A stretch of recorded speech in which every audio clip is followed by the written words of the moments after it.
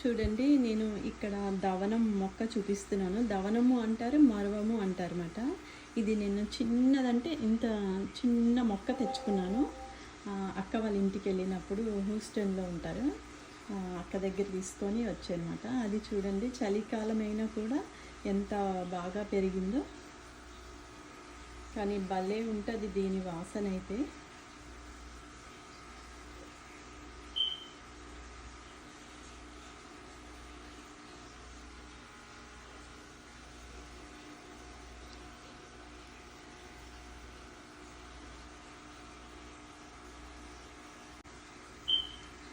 చూడండి, నేను ఇక్కడ దవనం మొక్క చూపిస్తున్నాను. దవనము అంటారు, మరవము అంటారన్నమాట.